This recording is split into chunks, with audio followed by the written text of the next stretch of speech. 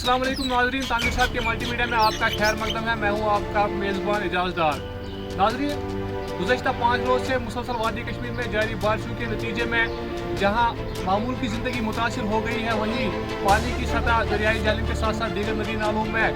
ऊपर जाने की वजह से यहाँ सैलाबी सूरत हाल पैदा हो गई है। नाज़रीन, अगर हम बात करें खास तौर पर जनूबी कश्मीर की, तो जनूबी कश्मीर के नाले विशु जो कि कुलगाम में बह रहा है, वहाँ पानी की सतह सैलाबी निशान से ऊपर चली गई है। इसके साथ साथ अगर हम दरियाई झीलों की बात करें तो आज सुबह जो हमारे पास रिपोर्ट आई महकमा इरिगेशन कंट्रोल की, उसमें भी यही कहा गया है कि जो संगम के मकाम पर है, जो वहाँ सैलाबी निशान है, उसके ऊपर से पानी बह रहा है।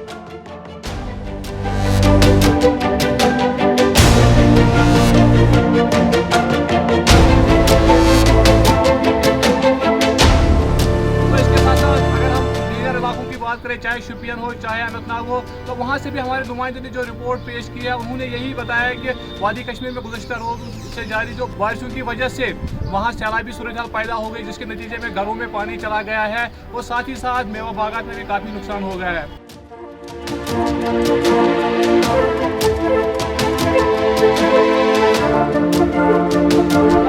बात करें आज तो इंतजामिया ने आज आला सुबह ही वादी के कई अजला में सैलाबी सूरत हाल पैदा होने के बाद ये हुक्मनामा जारी किया गया कि जो भी प्राइमरी और मिडिल स्कूल है उनमें आज दर्स व तदरीस का सिलसिला वो बंद रहेगा।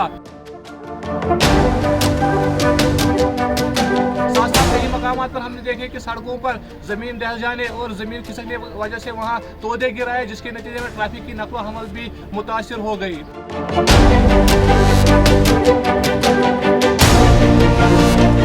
अगर हम बात करें इरिगेशन कंट्रोल महकमे की, तो उन्होंने यही लोगों से अपील की है कि वो एहतियात बरतें और कहा कि सूरत हाल वो काबू में है। उन्होंने कहा कि जहाँ कहीं भी नालों में वहाँ तुगियानी आई है और नाले ढह जाने की वजह से पानी इलाकों में दाखिल हो गया, तो उन इलाकों में रेस्टोरेशन का काम शुरू किया गया है।